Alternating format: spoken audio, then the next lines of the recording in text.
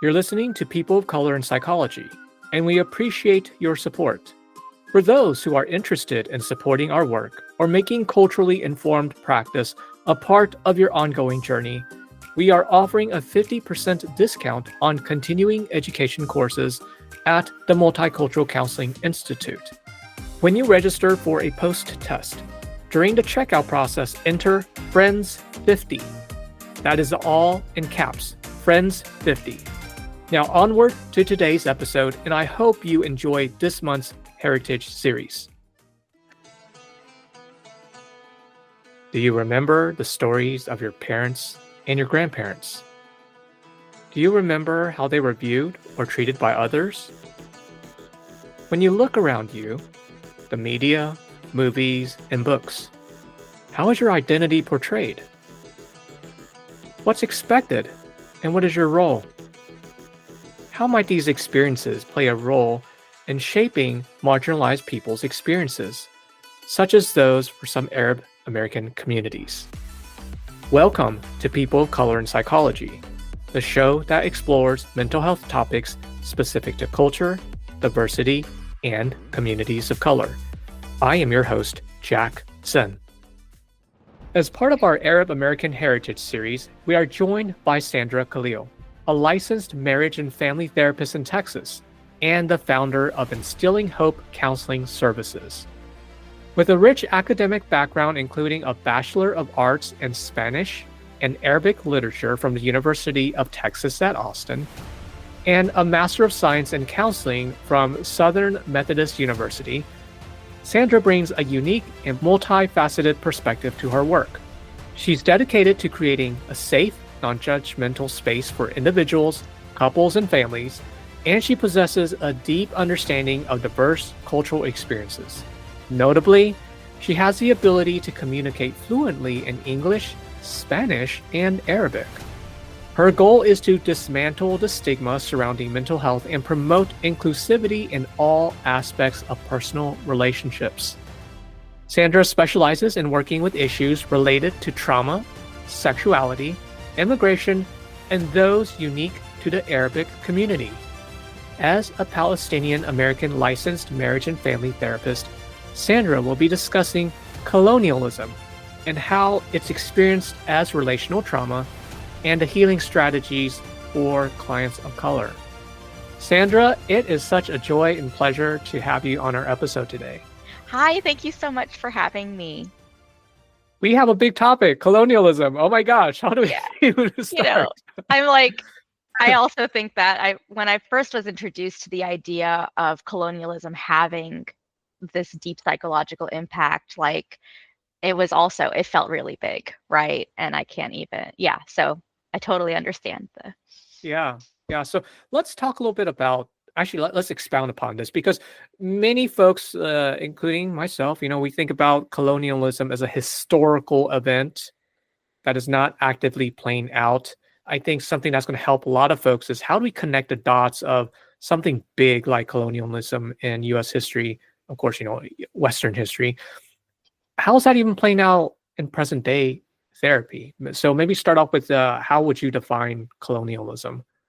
Well, I would say that colonialism is not just the military and economic control of any region or group of people. It is also the psychological and cultural control. And this is what we experienced a lot when we go through, especially colonization of Middle East, North Africa. There's, this big shift, right, that has occurred. You can see kind of a before and an after in terms of the way that the Middle Eastern and North African culture was in and is today. And honestly, we haven't really stopped being colonized, right? There is still economic colonization. There's still cultural colonization in terms of Western propaganda and entering a lot of the minds of folks over there, thinking of how amazing life is here and how backwards Arabs are and things like that. So you're talking about ideas that are shaping the way people think about different groups and cultures. And I think a great example is erasing culture. I mean, we're even seeing it in study of African American history, which you're erasing textbooks in people's history. So is that how you're broadening or defining colonialism, and I think it's often missed. People don't think Mhm. about the culture piece. No, yeah, and I think that that's something that we need to start paying attention to, especially in terms of the way that we treat clients of different cultures that are not Western in origin. Give me some examples of how colonialism shows up in a therapy space. So before I go into the relationship between relational trauma and colonialism, I want to talk a little bit about what I mean when I say relational trauma. And that is, so most of the time when we think of PTSD, right, post-traumatic stress disorder, there is an event that has a beginning, middle, and an end, right? And it's an event that's life-threatening, et cetera. And of course, we have a hard time, our bodies have a hard time processing that. When I think of relational trauma, it is like domestic abuse, or it is like exploitation of one system to another, in terms of like the relationship itself is the source of trauma, right? You are not safe in this system, whether it's your family system or your social system that you are growing up in.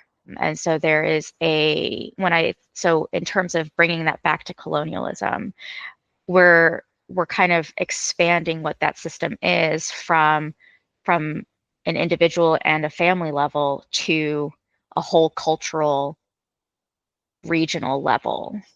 And so when people have a relationship with the West, there is activation and bracing in their bodies, right? Especially with, clients that I've worked with in terms of this deconstruction, it has been a lot of detangling. What does it mean to be Arab without this lens of Western ideas on top of that? So you're talking about, some, for example, in working with the Arab client that you're seeing, you're noticing the traumatic reactions or the trauma symptoms are being activated in the relationship with, say, maybe friends, families. However, you're also incorporating the environment in which they are working in that has likely has Western values. So how does that show up in therapy? I'm thinking about many of our listeners, our therapist listeners, are thinking about trying to make that connection of, yeah, what's coming up, what's stated, and how do you as a therapist intervene, or what should we be looking for? Something I hear a lot with my clients that are not really aware at the time that we are meeting, or at that time of our process, is this sense that there's something wrong with them, where there's something wrong with them for wanting to approach things from more of a collectivistic perspective, or for having the value systems that they have. They feel like they are not allowed to operate within those value systems because of the fact that it's really demonized in some ways by the West and the Western narrative, that we see so much in media for over a century at this point, right? There is literature from the time that the British and the French were colonizing that has been very harmful, and it's still, you know, can be seen in the way that Arabs are talked about today. And it's hard, especially as an Arab American, like I'm Palestinian American living in the United States. And so it can be so hard living here, being told that there is literally something like you will not be accepted if you are not assimilating in some way to the Western set of values or American values. There is a feeling of being perceived as a constant threat. Yeah, yeah, there is. It is. I mean, so one of the way, like, so with the Arab men especially that I have worked with, they feel a constant need to check their anger and to keep that suppressed, even though there are plenty of situations where their anger would be justified. But because that perspective of, oh, we're barbaric, and, you know, now the word that we hear a lot is terrorists or prone to violence, they feel like a lot of the Arab men that I've worked with have really had to unpack that narrative because it has led to so much bracing and so much repressed anger inside of them that they don't feel like they have the right to express it, even when the situation calls for it. We have emotions. We're going to feel angry. Yeah. And we as human beings should be allowed to feel angry. Obviously, we can't like it, don't harm anybody, but anger is a completely valid emotion to have. Yeah. So these are some of the things you're seeing as you're also paying attention to Mm-hmm. when someone is expressing emotions or just talking about emotions. And Mm-hmm. mm, Mm-hmm. mm. And say a little bit more about the relational trauma piece. Yeah. So it is in terms of that, right? Like you're looking at your relationship with the West. Every time you're bumping up against that, which is quite often, especially if you live here, right? You're bumping up against it in movies, you're bumping up against it in news articles, you're bumping up against it in all sorts of media, and you're getting this even if you're living in the Middle East, right? And you're bumping up these against these narratives where there is not representation of us, right, as being seen as human or as being seen as something other than a really great villain, apparently. And so, but like, so you're constantly getting this message over and over and over again that you're not accepted, you're a villain, and this narrative continues to permeate even though you don't want it to.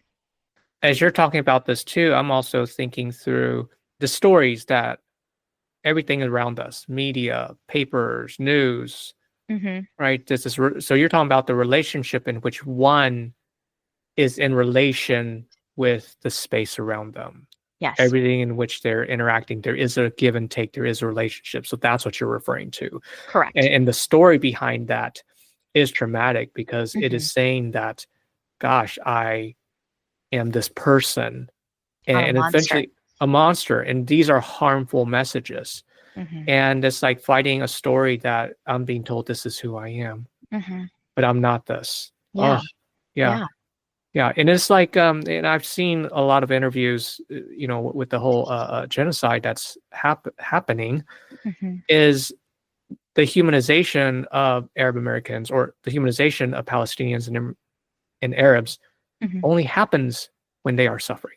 Yeah, yeah. We don't get seen as human when we are just hanging out, feeling joy, right? We have to, in order for us to be seen as human, we have to be in complete anguish and agony. Our joy doesn't get to exist in that same space. Our anger at what's happening to us doesn't get to exist in that same space. So, given all this, the horrors of erasing people's experiences or projecting or co opt or essentially Mm-hmm. to colonize a person's body in their mind, how do therapists work with this? I'm thinking about healing strategies for Mm-hmm. clients of color, particularly, for our series, Arab American Heritage Month. What are some things that therapists really need to listen to and address in session?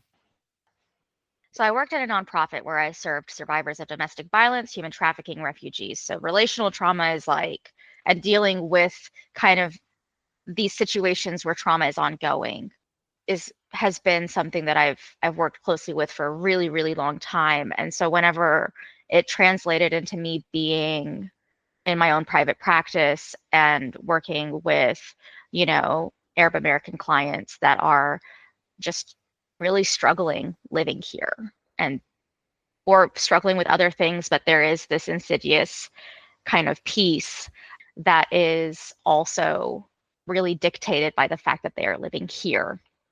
So one of the things that I do is I take a two-pronged approach to this. It's I I don't just focus on healing the mental piece, which I use a lot through narrative therapy. We do a lot of deconstructing work. We do a lot of retelling the story, like what does it mean for you to be an Arab? Like what is it that the West tells you? And what is actually true, right? So a lot of that. But then also we do a somatic approach where we are trying to, one, teach your body how to feel regulated again. And so using grounding techniques so that when you are in a state of dysregulation, you can come back down into a state of regulation. And also allowing your body the chance to physically process what it wants to do when it encounters these threats, right? Because sometimes that stress gets stored in your body and it gets experienced as physical pain, but really your body doesn't know the difference between emotional stress and physical stress. It's just going to store it as a knot in your muscles, for example, right? And so I do that through movement. If I have the person is physically in my vicinity, we can go on walk and talks, and there is a lot of movement that we're able to process through that. Or I've had clients where like they've wanted to punch things, and I'm like, okay, here's a pillow, punch the pillow, right? Like really release that. There is permission to for your body to release that, and that's been really profound. It's been really cool to witness that. I love that you're talking about this because there's, papers published about catharsis and punching a pillow, how it doesn't work. But guess what? That's from a Eurocentric perspective. It doesn't address the fact that, as you were highlighting, the anger piece. Mm-hmm. Well, anger may be expressed more readily and acceptable in white folks, but then, well, it's never been experienced outwardly as Mm-hmm. an Arab client. I would Mm-hmm. imagine it creates a different experience. And of course, Mm-hmm. the research, I don't think they're going to dive into that. So, anything else you want to add in regards to colonialism as well as this relational trauma connection? I do want to add that sometimes the pain that we're experiencing is not just the pain of what we're experiencing in our lifetime, but the pain that our ancestors, like multiple generations back, have experienced. And like, I wasn't the one being ethnically cleansed in 1948. I'm Palestinian, but that's my grandparents' memory. And I didn't live in the refugee camps during the Lebanese Civil War, but my mom did. And yet I still feel some of these reactions to fireworks or to some of these messages where my safety is being threatened. And it could be something that passes down through the way that you treat your children, or it could just be some of the ways that it passes down in the way that it's like epigenetically stored, triggered into your body or stored into your body, right? And so sometimes the pain that you're healing, and this has been part of my own personal healing process, not just my clients, right? You're not just feeling the pain from right here and now, you're also feeling the pain from multiple generations of pain. There's something to be said about acknowledging that that is the experience, that you're experiencing trauma from a multi-generational lens. Mm-hmm. I would imagine that this type of work is very heavy, Mm-hmm. and you've done some incredible work. Thank you. So, share with us any memorable events and circumstances that influenced how you got into this work. So, as I mentioned previously, I grew up with Palestinian immigrant parents. Very quickly in my childhood, obviously I didn't have words for this as like 3, 4, 5, and 6-year-old, right? But very quickly I came to understand that my role was the caregiver or nurturer in the family, and that I was somehow responsible for the emotional regulation of both of my parents. And so, like, that's where I kind of experienced the multi-generational piece. And, I grew up hearing stories of listening of the ethnic cleansing or their time in those refugee camps. But also, I was growing up in the United States, and I was in a white dominant neighborhood and suburb. And from my childhood, like I have memories of feeling othered from the time I was in preschool, like the lunches that I was bringing, or like the teacher correcting the way I was saying yogurt. Can I just share this Yes, story? yes. I was in preschool eating rusulepen, which is like just yogurt and like these crushed vermicelli noodles that are like toasted in with the rice. And it's so delicious. it's a savory little dish and it's delicious and it was packed in my lunch for preschool. And the teacher comes up to me and she goes, "Well, what are you eating?" I'm filling in at this point, but like, and I go, "I'm eating ruzuleben." She goes, "Oh, no, no, that's ruzulabi." And I was like, What? and I was arguing with this teacher that this is ruzuleben, which is rice and yogurt, right? In English. And so yeah, so and I took that home to my mom and she was like, "No, Sandra, it's ruzuleben. Don't listen to your teacher." But like, there was that, or teachers telling my parents that they need to speak English at home because I wasn't going to be able to perform well in school if I didn't, right? Or, stuff as aggressive as friends' parents telling me that my grandfather was a terrorist Oh my for God. for fighting in militias to protect the refugee camps. And so Mm. I learned from a really young age to shun my Arabness, right? And really push that down as far as possible. And it's interesting because when I reflect on that, and I got her permission to talk about this, I had a friend who grew up in a non-white neighborhood. And she's been my friend since childhood. And actually, our dads were friends when they were children in the refugee camps in Lebanon. Like that's, you know, and she was so proud to be Arab to the point where she was like, "Why are you so ashamed of this?" Like we were like preteens talking about this, and Shakira was popular at the time. And she was like, "Shakira is like belly dancing and bringing like Arab music into popularity. Like, why are you so ashamed of this?" And when I look back on that, I'm like, well, it's because the ethnic diversity that she was living in, the diversity was embraced. But where I was, if you weren't white or white passing, right, you were not accepted. You were very much othered. And I did everything I could to not do that. And that changed when I went to undergrad and I started seeing people of different ethnicities really embracing their culture and not trying to hide it. And I was like, well, why can't I be like that? So I really started doing a deep dive in my culture, and that's when I really started actually listening to, instead of being like, "Oh, I don't want to listen to this," to my parents, to the stories that they were sharing. I actually started listening and asking questions and learning the language again. I had to study it in school in order to learn it again because of the influence of those teachers back then. And my parents didn't know any better, right? They weren't sitting there reading research on language acquisition, right, and bilingual kids or whatever. And so that's kind of what brought me into getting a degree in Arabic literature. Spanish literature was just, I was very curious, more of a curiosity thing.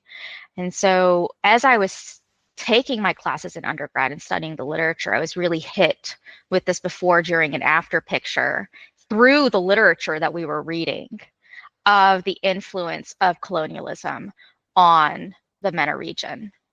And so, like, things like numbing and really internalizing these beliefs, or like so much of the literature, especially post-colonial, was like seeing themselves as monsters or cockroaches, or like there's literally a book called Cockroach, and it's about a Canadian Arab, right? Arab Canadian. Anyway, so that really influenced and became a question in my mind. And then working with refugees, and that was something I was particularly passionate about, and that's what got me into going into counseling, and I really started to deep dive into what it means to be traumatized, like what is trauma, and really seeing the impact that has had on refugees coming through the nonprofit. That's where it's kind of gotten me today. Wow. Well, Yeah, that's such a powerful story thanks. to, go through this journey where folks have dismissed your culture, your language, to the point of telling your parents you need to be speaking English at home. They it's unfortunate that that was still happening. And what year was this? That was like the early 1990s. Yeah, early 1990s. That is still happening Hmm. around early 1990s. Hmm. And, I'm glad that you went to college and then saw diversity playing a greater role. And also, thank goodness for your friend being there so you can see the contrast of, Yeah. wait a second, she had a different experience compared to you. And then taking together that and then also leaning into the language and learning it so much so that you're now fluent in 3 languages. Yeah. Amazing. Yeah. Thank you. Yeah. I would imagine, gosh, how many clients you are now being able to serve as a result of that. I'm so Um, grateful. yeah. Yeah. Now, as a woman of color, thinking about some of the challenges you faced, how did you overcome them? And would you be willing to share a little bit of that with our listeners? The thing that comes to mind for me is like I think that I learned from both of my parents, right? That whatever obstacle is in front of you, you just have to push through. And so whatever they say about you, whatever whatever barriers they may put up, you say or you do or you keep going. I will say that that hasn't always been the case. Like I will say I did struggle for a long time, especially on this topic, right? Like, you know, I do struggle a lot with speaking up. And I have thankfully had colleagues at my back whenever I've had to come up against, like, for example, there was this organization that they had a bit of a bias in terms of the courses, the CEs that they were offering for a particular certification. And at first, I was terrified. I was like, I'm just not even going to say anything. And then my colleagues were like, no, Sandra, if anyone has to say it, it has to be you. Right. And I did. And they, I was really shocked that they were really receptive, but that hasn't always been the case. Generally speaking, especially in the counseling field, I've experienced this punishment for advocating and trying to educate folks on who Arabs truly are. This has led to others, like clinicians, especially in my early years, labeling me as too intense or sensitive, which is probably where that pushing, comes from. When I try to point out their biases, finding a community of other BIPOC therapists and white allies that were willing to do the work and again like have my back really helped me in that, overcome some of these and realize like, oh, that wasn't okay. Oh, and I think the thing that made it feel worse is that this was like all of this punishing and I'm too intense, I'm too sensitive, or what have you, was really labeled as you're being unprofessional. Oh, yeah. um, Well, oh, yes. We can go right. into a whole episode about professionalism. Oh, Mm. yes. Yeah, we could. And I'm sure a lot of folks could. And so, yeah, I think that one, having those experiences really made me aware of the fact that, oh, this is part of the othering experiences. And then having those BIPOC and white ally therapists point out like that was really racist of them, right? Or Yeah. that was really othering of them. I, I was I'm like, so I'm also so glad that there are people who see the value of your voice and experience, and to the point where they're saying, Sandra, you got to speak up because it's going to be more powerful and meaningful coming from you. And they know that rather than taking away your voice and saying, oh yeah, wait, oh no, I'm going to say this, and then of course getting the credit from it. I think it's amazing that there are folks out there. I hope people are listening, thinking about allyship in this context as well. So, Sandra, for you, what does it mean to be a Palestinian American licensed marriage and family therapist? so the way I see my role in the community is not necessarily as a therapist, but as a healer first. And just psychology is the medium through which I get to fulfill that role. And I get to be the one that deconstructs, like, how do I make this to where it is not suppressing the Arab identity, right? And continuing to colonize, and how do I make sure that what the stuff that I learned in school that would potentially be harmful, right? Because there's a lot of rhetoric in the schooling that I went to as much as they tried to do diversity and all of that training, there is still like just psychology at its core, right, is pretty colonialist and Western centric. And so how do I take that and translate that to where I'm healing, but I'm not suppressing the identity? Yeah. Yeah. And so how can we support you?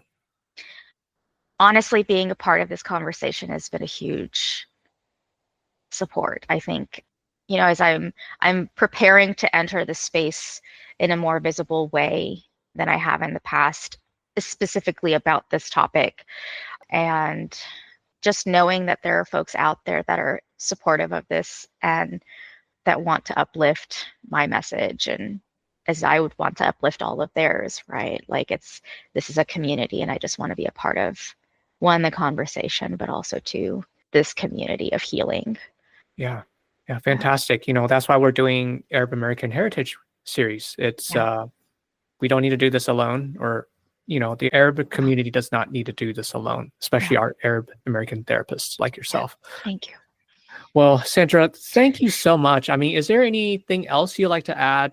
I just really wanted to express my gratitude to you, Jack, for one, doing this podcast just as a whole, and then also for giving me the opportunity to come and speak. You bet. You bet. It is such an honor. And just thank you so much for your courageous work. Thank you. A huge thank you to our listeners. If you enjoyed this episode, please share and subscribe to People of Color in Psychology. You can also support us by registering for continuing education courses or making a one-time donation on the Multicultural Counseling Institute's website. Your feedback is important to us, so feel free to send an email, a message on LinkedIn, or leave a voice message on our website. Until next time, this is your host, Jack Sun.